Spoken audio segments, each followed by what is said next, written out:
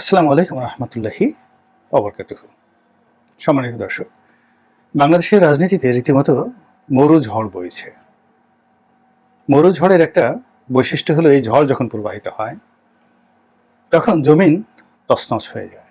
আর এই ঝড়ের কবলে যারা পড়ে তারা এতটা বিপদগ্রস্ত এবং বিপর্যস্ত যে মরু ঝড়ের কবল থেকে বাঁচাটা আসলে একটা অলৌকিক বিষয়। এর কারণ হলো লক্ষ লক্ষ টন বালি এক জায়গা থেকে উড়িয়ে অন্য জায়গায় নিয়ে যায়, এবং এটা এত দ্রুত গতিতে হয়, ওর মধ্যে হাজার হাজার মানুষ যদি পড়ে, মানুষ সহ উড়িয়ে নেওয়া হয় এবং এক জায়গার বালি অন্য জায়গায় গিয়ে পাহাড় তৈরি করে। দেখা যাচ্ছে যে সেই পাহাড়ের মধ্যে শত শত মানুষ তাদের সমাধি রচনা হয়ে যায়।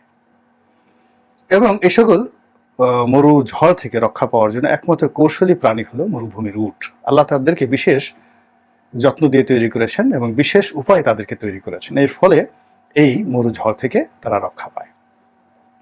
তা আমাদের রাজনীতিতে এই মুহূর্তে মরু ঝড় চলছে, এবং এই মরু ঝড় থেকে রেহাই পাওয়ার জন্য যে কৌশল জানা দরকার, যে দক্ষতা দরকার, যে অভিজ্ঞতা দরকার, দুঃখজনক হলেও সত্যি সেটি আমাদের জীবনে আসেনি।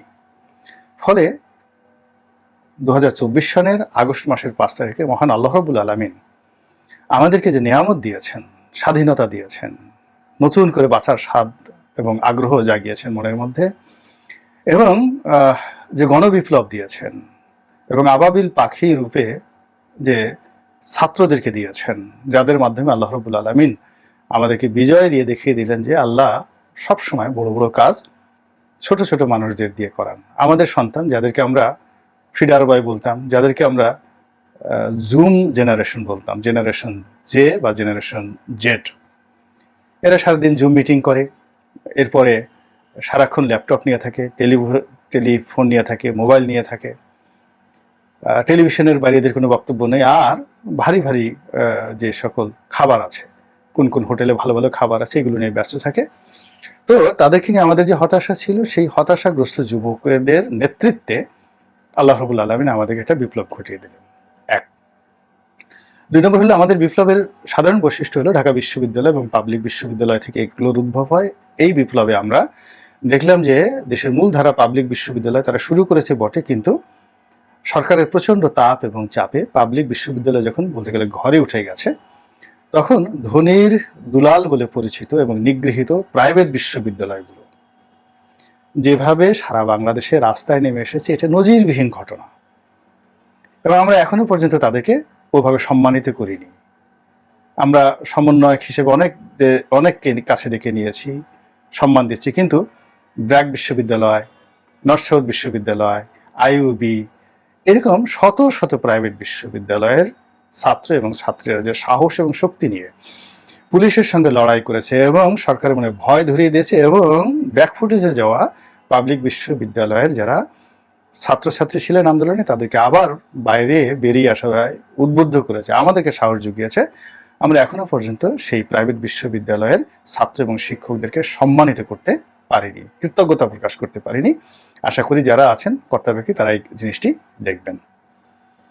তো যেটা বলছিলাম, যে অভাবিতভাবে যখন এরকম একটা বিজয় এসে গেল, আমরা মনে করলাম ছাত্ররাই করেছে, ছাত্রদেরকে আমরা এখনো মাথায় করে নাচছি। আর রাজনৈতিক দলগুলো নিজেদের অস্তিত্ব সবকিছু বজায় রেখে ছাত্রদেরকে ম্যানেজ করে কি করে ক্ষমতায় যাওয়া যায়, ক্ষমতায় থাকা যায়, সেই ধরনের চেষ্টা তদবির করছেন। এবং এই কাজ করতে গিয়ে সংগতির কারণে বৃহৎ একটি রাজনৈতিক দল আওয়ামী লীগ, তারা একেবারে ব্যাকফুটেজে চলে গেছে, তাদের কোনো লোক নেই, সব পলাতক। যারা আছেন একেবারে গোবেচারা, মানে ছাত্রদের পা ধরে, জামাতের পা ধরে, বিএনপির পা ধরে বাঁচার চেষ্টা করছে, নতুবা মসজিদ মাদ্রাসায় গিয়ে, মন্দিরে গিয়ে আল্লাহ বিল্লাহ করে তারা সময় পার করার চেষ্টা করছেন। ব্যবসা বাণিজ্য যাদের ছিল ওভাবে ক্ষতিগ্রস্ত হচ্ছে, মিল কারখানা বন্ধ হয়ে যাচ্ছে। তো এরকম একটি অবস্থায় এখন ক্ষমতায় যাওয়ার জন্য মূলত যে দুটো দল স্বপ্ন দেখছে, তাদের মধ্যে বিএনপি এবং জামাত, এরাই এখন সবকিছু পরিচালনা করছে। জামাত, আমার যতটুকু ক্ষুদ্র বুদ্ধি আমি দেখেছি, তারা প্রশাসনিক যে জায়গাগুলো রয়েছে, কোর্ট কাছারি, অফিস আদালত, তারপরে শিক্ষা প্রতিষ্ঠান, এখানকার যে গুরুত্বপূর্ণ পদ পদবি, এই জায়গাতে জামাত তাদের নিজস্ব লোক বসানোর জন্য যে কৌশল, সেই কৌশল তারা করে যাচ্ছে এবং তারা ইতিমধ্যে সফল হয়েছে, এবং সেখানে বিএনপির লোক চেষ্টা করে জামাতের ধারে কাছে যেতে পারেনি। আর বিএনপির যারা লোকজন রয়েছে তাদের সবাই না, একটি অংশ, তারা কোথাও চাঁদাবাজি, কোথাও দখল, কোথাও আওয়ামী লীগের যে সকল ব্যবসা বাণিজ্য ঘাট আওয়ামী লীগ জোর করে যেগুলো দখল করছিল সেইগুলো দখল করার জন্য নানা রকম ফন্দি ফিকির চেষ্টা তদবির চালিয়ে যাচ্ছে, এবং তারা যতটুকুটা এই যাবৎকালে সফল হয়েছে এই কাজে, তার চেয়ে বদনাম হয়ে যাচ্ছে বেশি। মূল ধারার পত্র পত্রিকায় একেবারে প্রথম আলো থেকে শুরু করে অন্যান্য পত্রিকায় নাম ধাম সহ বিএনপির কোন নেতার নেতৃত্বে কোন গার্মেন্টসে সেই ঝুট ব্যবসার জন্য হামলা করা হয়েছে, বিশেষ করে সাভার এলাকাতে সালাউদ্দিন বাবুর নাম ব্যাপকভাবে আসছে, আরও কয়েকজন নেতার নাম আসছে, গাজীপুরে অনেকের নাম আসছে, এবং এই নামগুলো আসার পরেও বিএনপি এখনো পর্যন্ত শক্ত অবস্থানে গিয়ে এদের বিরুদ্ধে কোনো আইনগত ব্যবস্থা নিতে পারেনি, দলীয় ব্যবস্থাও নিতে পারেনি। তো এই যে একটা অবস্থা চলছে, এর ফলে বিএনপির যারা শীর্ষ নেতৃবৃন্দ রয়েছেন তারা রীতিমতো একেবারে হতাশ হয়ে পড়েছেন যে এইভাবে যদি মোটামুটি মাস 6 চলে এবং বিএনপি যদি এটা নিয়ন্ত্রণ করতে না পারে, এবং এর মধ্যে যদি আইন শৃঙ্খলা বাহিনী যদি কঠোর না হতে পারে, এর কারণ হলো ধরেন জনাব তারেক রহমান লন্ডনে আছেন বা মির্জা ফখরুল সাহেব আছেন, তো মির্জা ফখরুল সাহেব যদি সাভারের এমপি প্রার্থী বা সাবেক এমপি দেওয়ান সালাউদ্দিন বাবু তাকে একটা টেলিফোন করেন যে তুমি এই কাজ করো না, এখন সে যদি না শুনে মির্জা ফখরুল সাহেব কি করতে পারেন? এবং ওখানে যে থানা পুলিশগুলো আছে তারা তো ভয়ে থরথর করে কাঁপছে, এবং সেখানে থানা পুলিশকে দিয়ে যে মির্জা ফখরুল সাহেব বা তারেক রহমান সাহেব একটা কাজ করাবেন, ওই ধরনের পরিস্থিতি তো এখনো তৈরি হয়নি। আবার ইনু সাহেব যে কাজগুলো করবেন, ইনু সাহেবের সাথে তো মির্জা ফখরুল সাহেবের সেই অ্যাডাপশন তৈরি হয়নি। ফলে এখন যা কিছু হচ্ছে ভালো কাজ, যা কিছু হচ্ছে সব জামাতের ভাগে চলে যাচ্ছে, যে আল্লাহ এদের মতো উলি আল্লাহ নাই দুনিয়াতে, কি সুন্দর নামাজ পড়ে, কালাম পড়ে, বন্যার তোদের সাহায্য করে, তারপরে শেষে দোয়া করে, মোনাজাত করে, এবং কোনো রকম চাঁদাবাজির মধ্যে নেই। দেশ তো এদেরই পরিচালনা করা উচিত, এই আল্লাহ ফেরেশতা হিসেবে জামাতের লোকদেরকে পাঠিয়েছে, এই কথাগুলো এখন অনেকে বলছেন। আবার অন্যদিকে বিএনপির এই যে কর্মকাণ্ড, সেই কর্মকাণ্ডে মির্জা ফখরুল সাহেব বিরক্ত হয়ে বলছেন যে না, এরা দুর্বৃত্ত শ্রেণী। মির্জা আব্বাস বলছেন যে এরা বিএনপির সাথে কোনো সম্পৃক্ত নয়। কিন্তু ঘটনা যাই হোক না কেন, চারিদিকে একেবারে দুর্নাম এবং বদনাম ছড়িয়ে পড়েছে, এবং এর থেকে পরিত্রাণ পাওয়ার একমাত্র উপায় হলো দেশের আইন শৃঙ্খলা রক্ষাকারী বাহিনী যদি কঠোর না হয় এবং দলীয় পরিচয় বাদ দিয়ে এই দুর্বৃত্তদেরকে যদি না ধরে, তাহলে কিন্তু কোনো অবস্থাতেই বিএনপি টিকবে না। বিএনপি গত 15 বছরে আওয়ামী লীগ দ্বারা নির্যাতিত হয়েছে, তার আগে 111 সরকার দ্বারা নির্যাতিত হয়েছে। সেই নির্যাতনে বিএনপির যতটা না ক্ষতি হয়েছে, এই গত 15-20 দিনে উন্মুক্ত পরিবেশ পেয়ে, খোলা আকাশ পেয়ে, খোলা বাতাস পেয়ে বিএনপির এক শ্রেণীর নেতাকর্মীরা যে কর্মকাণ্ড করছে, তা এই দলটিকে আরো বেশি সর্বনাশের দিকে ঠেলে দিচ্ছে। এবং এই যে ঠেলে দেওয়া, এটি আমি মনে করি এর সঙ্গে প্ল্যান বি, আওয়ামী লীগের প্ল্যান বি বা ভারতের প্ল্যান বি, ভারতের প্ল্যান সি কাজ করছে। অর্থাৎ যদি এরকম অবস্থায় 6 মাস চলতে থাকে, বিএনপির প্রতি মানুষ বীতশ্রদ্ধ হয়ে যাবে। আর এরকম 6 মাস যদি জামাত পেয়ে যায়, তাহলে এই 6 মাসের মধ্যে তারা তাদের আনুমানিক 20 থেকে 25টি সিট রয়েছে যারা এককভাবে নির্বাচন করে পাশ করতে পারবে। তারা দেখা গেল এই সময়ের মধ্যে, 6 মাসের মধ্যে অন্ততপক্ষে 100 সংসদীয় আসনে তারা তাদের প্রার্থী, ভালো প্রার্থী তারা বাছাই করে সেখানে পাশ করিয়ে আনার মতো অবস্থা তারা তৈরি করে ফেলতে পারবে, যদি বিএনপি পরিস্থিতি নিয়ন্ত্রণ করতে না পারে। তারপর যদি নির্বাচন হয় এবং আওয়ামী লীগ সেই নির্বাচনে অংশগ্রহণ করে, নাউজুবিল্লাহ মিন জালেক, আল্লাহ মাফ করুক, ওই ঘটনা যেন না ঘটে, আমাদের পিঠের চামড়া থাকবে না। তো এই যে একটা প্ল্যান বি বা প্ল্যান সি চলছে, এবং সেই প্ল্যান বি এবং প্ল্যান সি এর প্রথম ধাপ হিসেবে জামাত এবং বিএনপির মধ্যে যে অ্যাডাপশন ছিল, সম্পর্কটা ছিল, এই সম্পর্কটা ছিন্ন বিচ্ছিন্ন হয়ে গেছে। এখন আর জামাতকে বিএনপির সঙ্গে ট্যাগ করা হয় না, আর বিএনপিকে জামাতের সঙ্গে ট্যাগ করা হয় না।